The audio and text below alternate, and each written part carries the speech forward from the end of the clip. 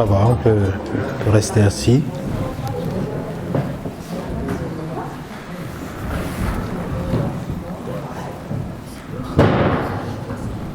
Au nom du Père et du Fils et du Saint-Esprit. Amen.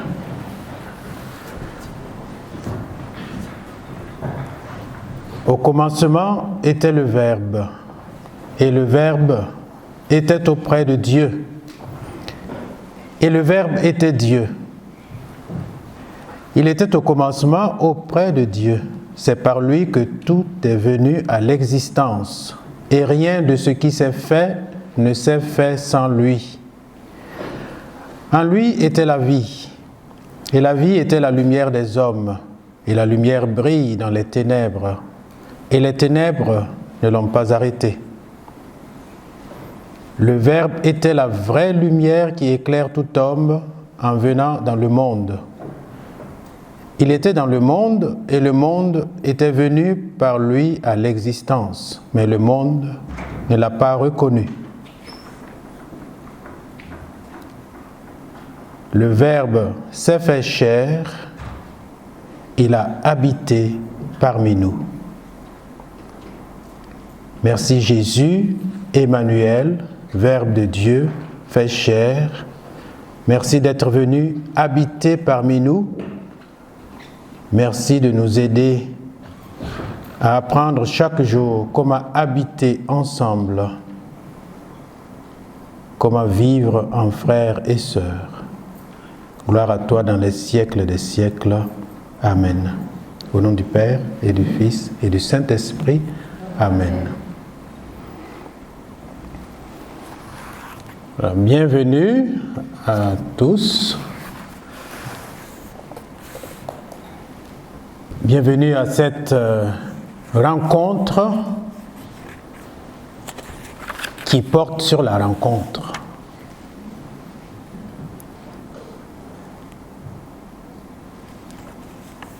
De temps en temps, je dis, en plaisantant, je ne suis pas français.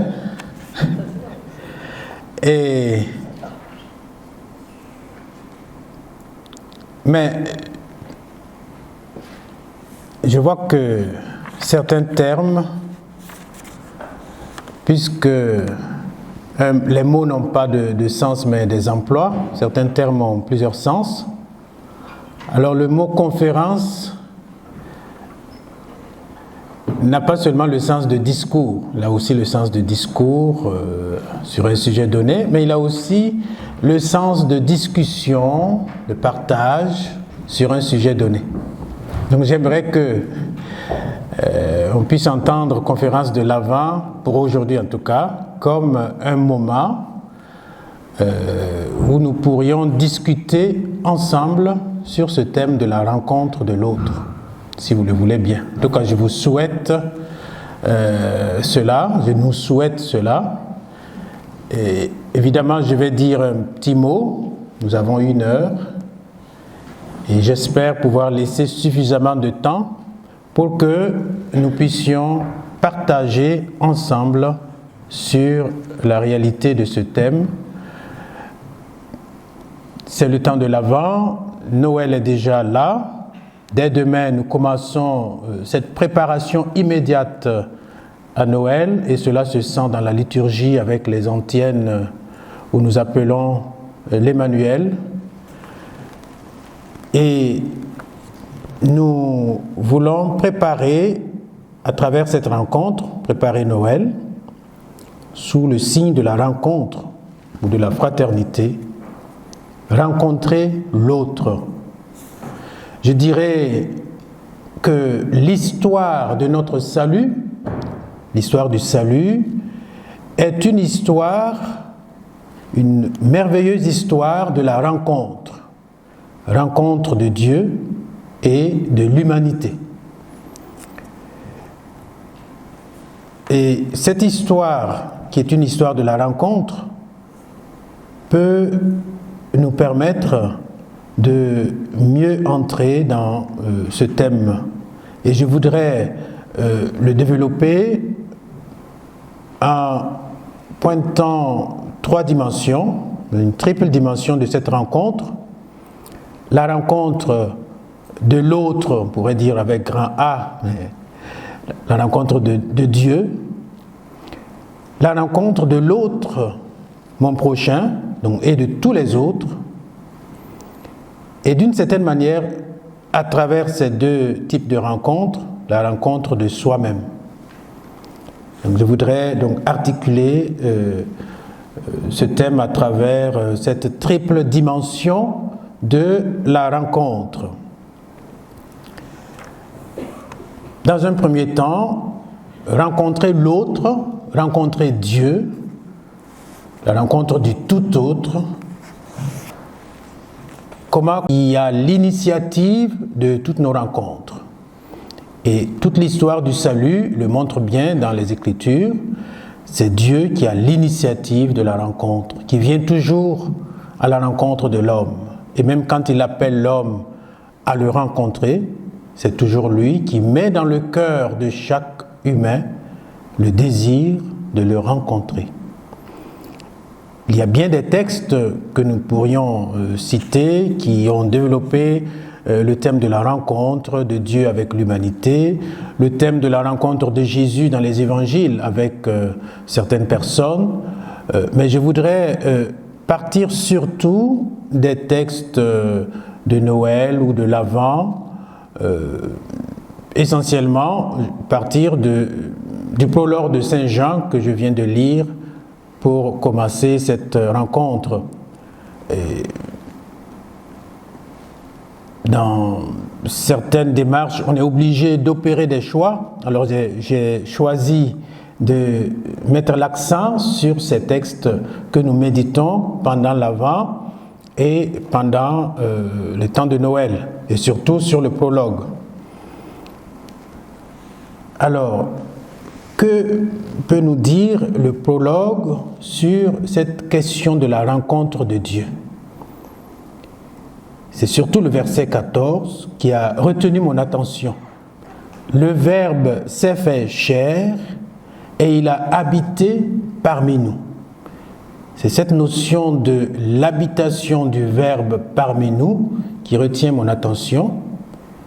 Et surtout dans la traduction qui est la plus proche, selon certains commentateurs, qui est la plus proche du texte grec, qui traduit non pas à habiter parmi nous, mais à planter sa tente parmi nous. Le Verbe s'est fait chair et il a planté sa tente parmi nous. Il y a diverses versions, vous trouverez bien d'autres traductions. Il a établi sa demeure parmi nous. Il a planté sa tente parmi nous, il a habité parmi nous, mais cette notion de la tente qui est plantée parmi nous nous rappelle la tente de la rencontre au désert. Et cette tente de la rencontre que Moïse fait construire sous l'instruction du Seigneur est le signe que ce peuple, c'est un peuple nomade, vivant sous la tente, et extérieurement, la tente était apparemment comme les autres tentes où habitaient les gens de ce peuple, mais intérieurement, il y avait un aspect particulier, et c'était le lieu de la rencontre, le lieu du rendez-vous, le lieu où le peuple pouvait rencontrer Dieu, écouter Dieu, se laisser éclairer par Dieu. En même temps, puisque c'est un lieu de rendez-vous, c'est le lieu où tout le peuple convergeait pour venir rencontrer Dieu et en même temps se rencontrer. Donc, lieu de rencontre avec Dieu, mais en même temps, lieu de rencontre avec les autres. Et aussi, dans cette tente de la rencontre, le peuple sentait bien la présence de Dieu parmi son peuple. Et si Saint Jean reprend cette expression, c'est certainement pour montrer que Jésus, le Verbe de Dieu, par qui tout a été fait, est venu accomplir les Écritures, est venu dire une présence nouvelle de Dieu parmi son peuple. Et d'ailleurs, l'évangile de Saint Jean, le prologue commence par les mêmes mots que le texte de la Genèse, au commencement. C'est-à-dire que le Verbe vient pour une nouvelle création, pour nous recréer. Et il plante sa tente parmi nous, il habite parmi nous, et pour cela, il accepte de devenir l'un d'entre nous. Le Verbe s'est fait chair. Il s'humilie, il s'abaisse, il devient humain. Il devient humain avec tout ce que cela comporte de fragilité.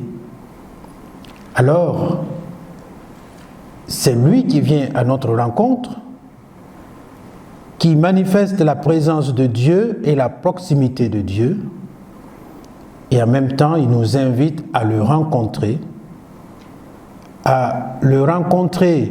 dans cette étable, et cette étable devient comme la tente du rendez-vous, la tente de la rencontre. Cette étable va devenir, et nous méditons cela la nuit de Noël, le lieu de la rencontre où tout le monde converge, les anges, les bergers, les mages. Tous, nous sommes appelés à converger vers l'étable, vers la crèche, lieu où Dieu se manifeste dans un petit enfant, un petit homme. Et en venant à sa rencontre, nécessairement, nous nous rencontrons.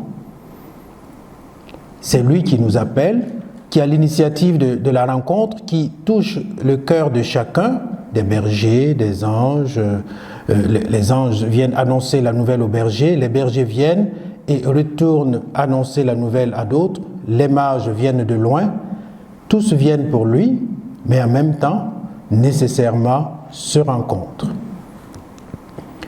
Dans le mystère de l'incarnation, c'est toujours dans ce but que Dieu vient pour être présent.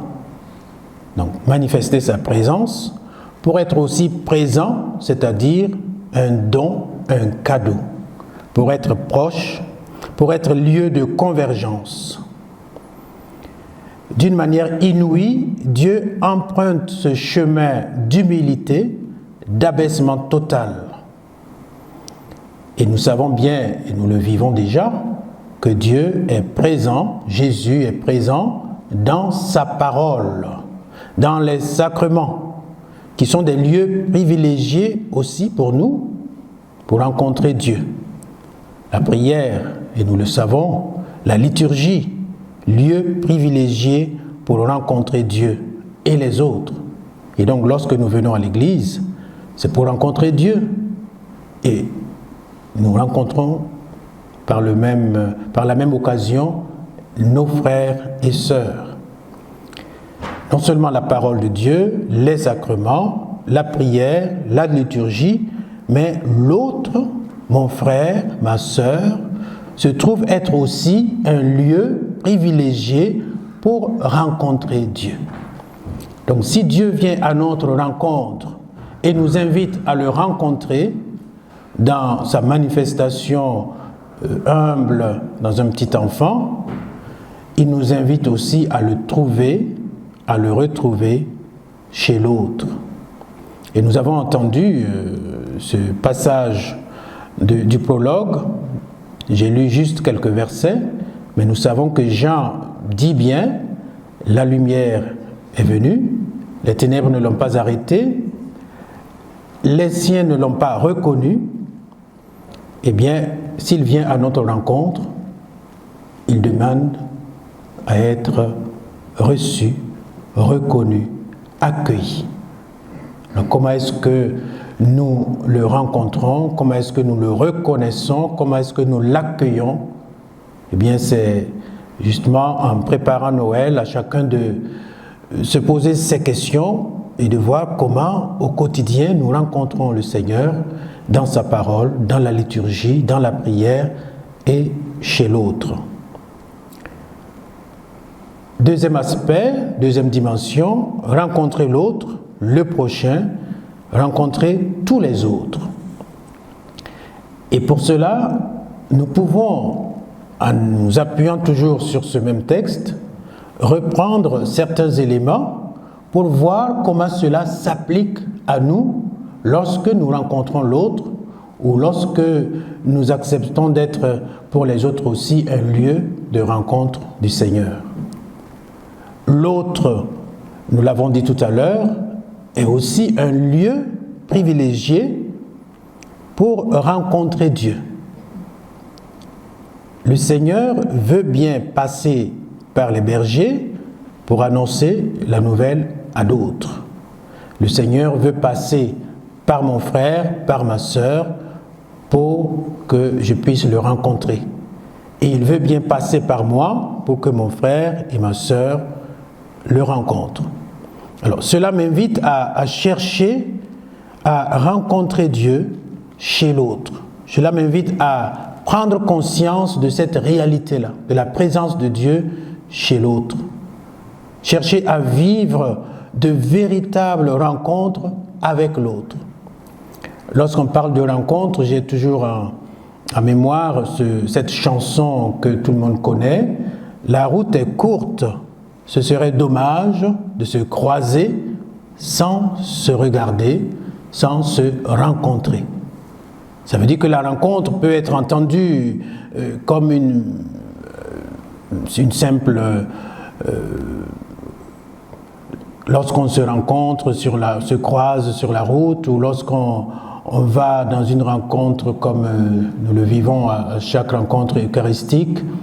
Mais comment est-ce que nous prenons le temps pour que cette rencontre puisse être une véritable rencontre en profondeur? Alors, il nous faudrait justement, avec la grâce de Dieu, chercher toujours à vivre de véritables rencontres avec l'autre et avec tous les autres. Et c'est là que c'est certainement plus difficile. Comment vivre une véritable rencontre avec tous les autres? On peut être camarade sans forcément être ami avec tout le monde. Il ne s'agit pas forcément d'être ami avec tout le monde, mais il s'agit sans doute d'une disposition intérieure pour que ces rencontres que nous vivons avec les autres puissent être authentiquement chrétiennes, basées sur la vérité de l'Évangile. Et pour rencontrer l'autre, nécessairement, il nous faut imiter Dieu, autant que le peut notre faiblesse. Comment imiter Dieu? Dieu qui a planté sa tente parmi nous pour habiter avec nous.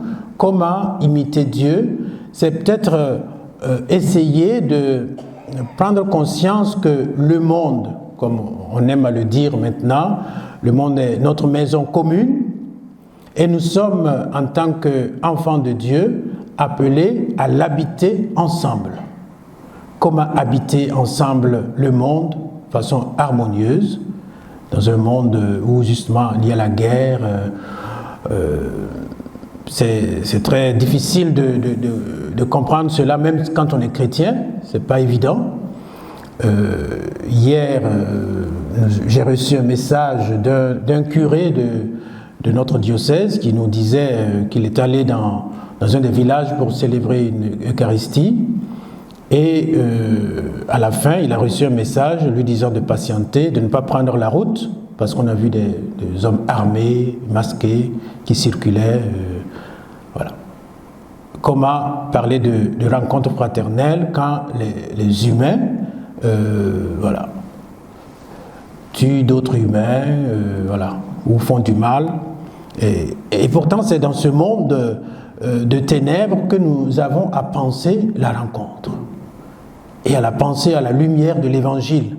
Le peuple qui marchait dans les ténèbres a vu se lever une grande lumière. Donc on voudrait, en tant que chrétien, que justement la vie entre les humains soit la plus belle possible, les relations interpersonnelles soient fraternelles.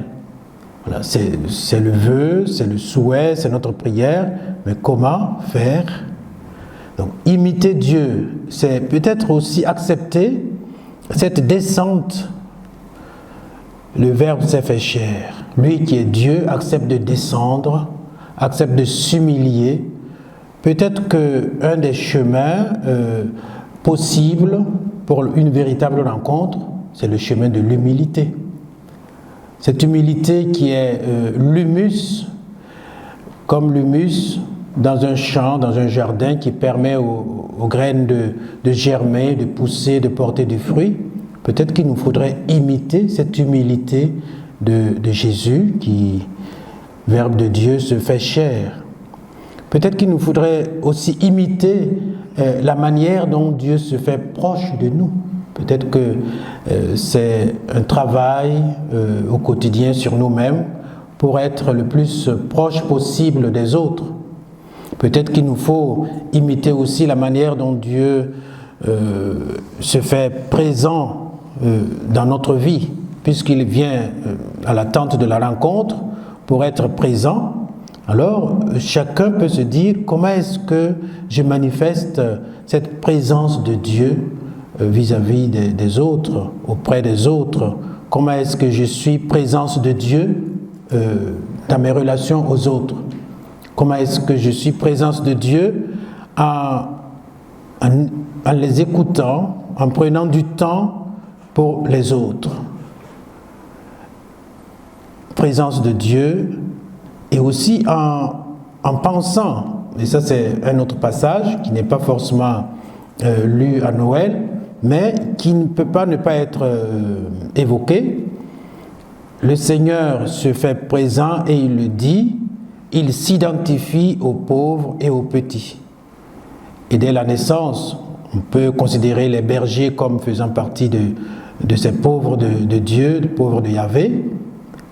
Et en Matthieu 25, Jésus parle de sa venue en disant, ce sera comme un roi qui dit à ceux qui ont bien vécu selon sa volonté, eh bien, j'avais faim, j'avais soif, j'étais nu, j'étais en prison, vous vous êtes occupé de moi.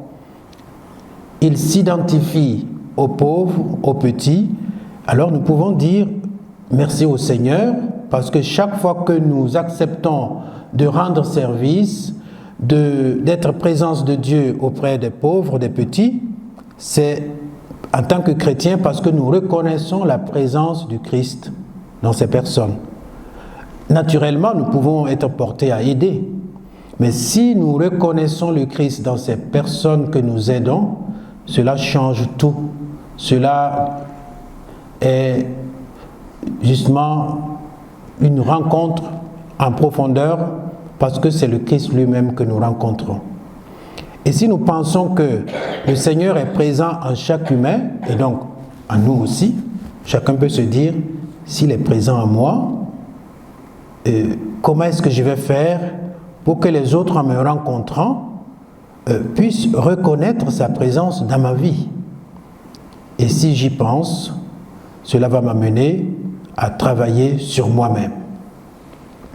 Et la rencontre entre l'homme et Dieu, la rencontre entre l'homme et son prochain, si ces rencontres sont bien vécues, s'il s'agit d'une rencontre en profondeur, et on pourrait discuter sur ce que cela veut dire, une rencontre en profondeur, mais vous avez des rencontres qui vous marquent, qui vous transforment, et chacun peut dire effectivement, telle ou telle rencontre m'a tellement marqué que je peux dire que je ne suis plus le même ou la même après avoir rencontré telle personne, après avoir rencontré Dieu dans tel ou tel événement. Alors si cela est possible, ça veut dire qu'il y a tout un travail que je fais en moi-même pour me rencontrer moi-même. Et ça, c'est la troisième dimension, me rencontrer moi-même. La rencontre avec Dieu et avec les autres, la rencontre de Dieu dans les autres ou à travers les autres, l'attention à la présence de Dieu en chaque frère et sœur que je rencontre m'amène à, on pourrait dire, à me rencontrer moi-même. Je suis rejoint au plus profond de moi-même par Dieu et par les autres. Et je ne suis plus le même après une véritable rencontre. Alors j'apprends de toutes les rencontres. J'apprends de ma rencontre avec Dieu, j'apprends de ma rencontre avec les autres, et j'apprends à me connaître davantage. J'apprends à m'aimer tel que je suis, tel que les autres aussi me voient, me rencontrent. J'apprends à trouver ma place dans cette grande famille des enfants de Dieu. J'apprends à prendre ma place, à y jouer mon rôle. J'apprends à prendre ma responsabilité, à faire davantage attention à moi-même, comme je le disais tout à l'heure. De même que l'autre est lieu de la rencontre avec Dieu, de même je prends conscience que malgré ma pauvreté, mon péché, je suis appelé à être présence de Dieu pour ceux qui me rencontrent. Alors je dois toujours me demander quelle disposition intérieure avoir pour que Dieu soit chez lui, en moi, et puisse rejoindre l'autre à travers moi.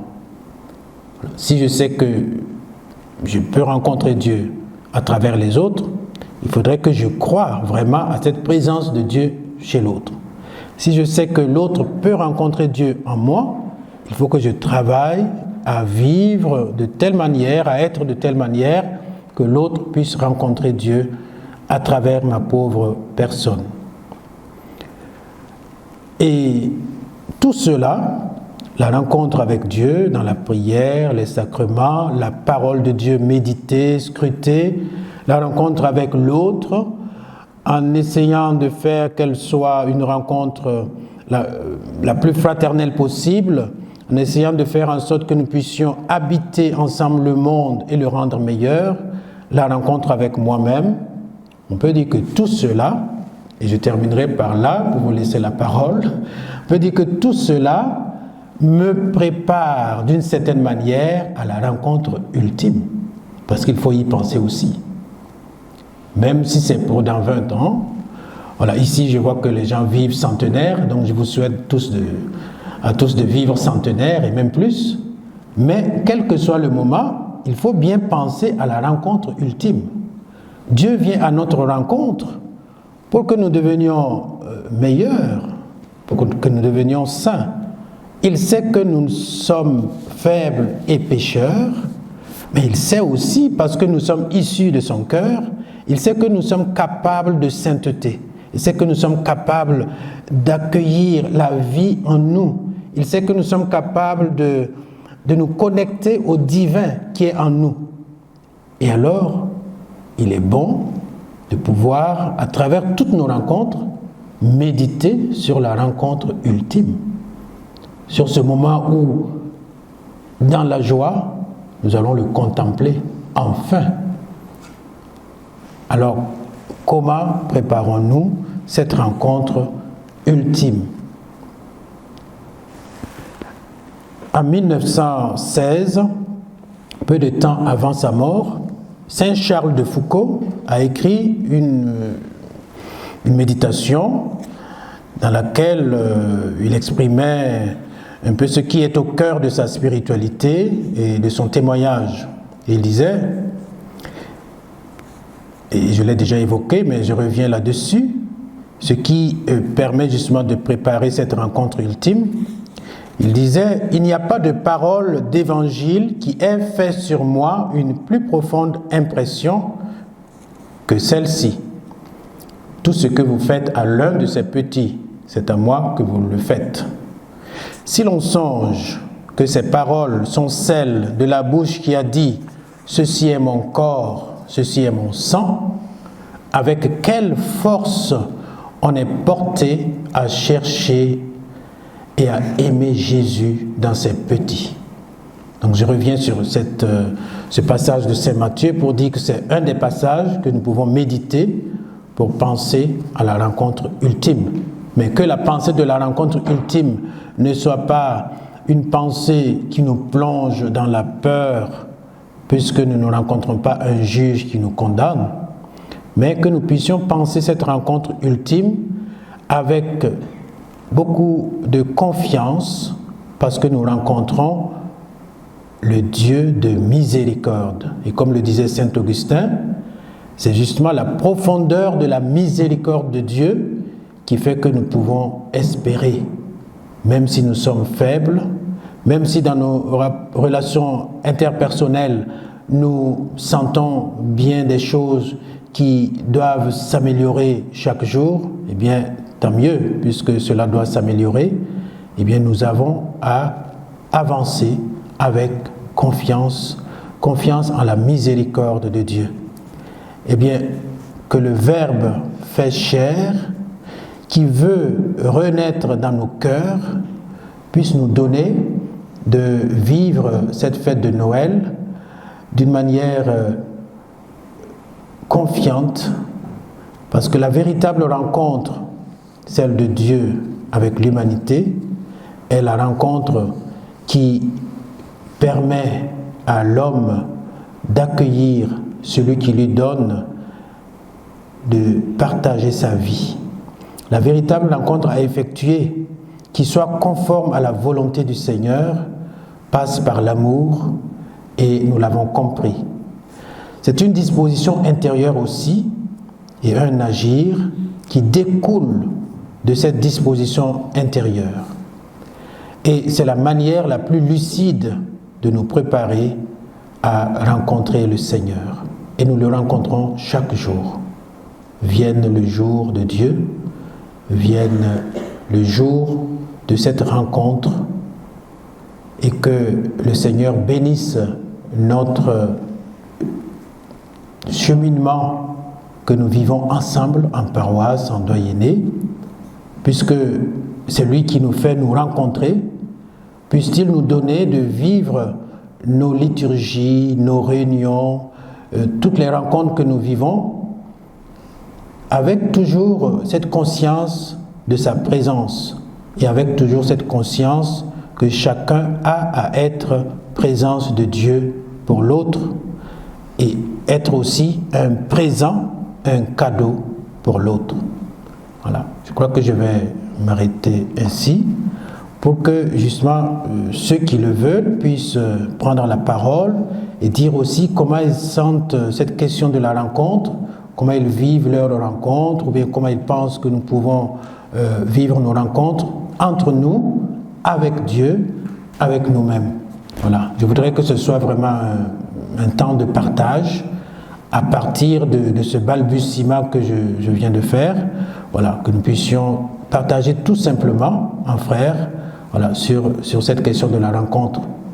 Voilà pourquoi j'ai choisi mais j'ai déjà dépassé le temps que je m'étais prévu. Voilà, à vous la parole. De se croiser sans se rencontrer. J'ai longtemps marché avec mes yeux sur les souliers.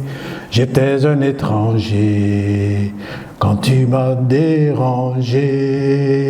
La route est courte, ce serait dommage de se croiser sans se rencontrer, la route est courte, ce serait dommage de se croiser sans se rencontrer. Je t'ai reconnu après un long temps de chemin, au geste de tes mains, quand tu as pris le pain. La route est courte, ce serait dommage de se croiser sans se regarder, la route est courte, ce serait dommage de se croiser sans se rencontrer.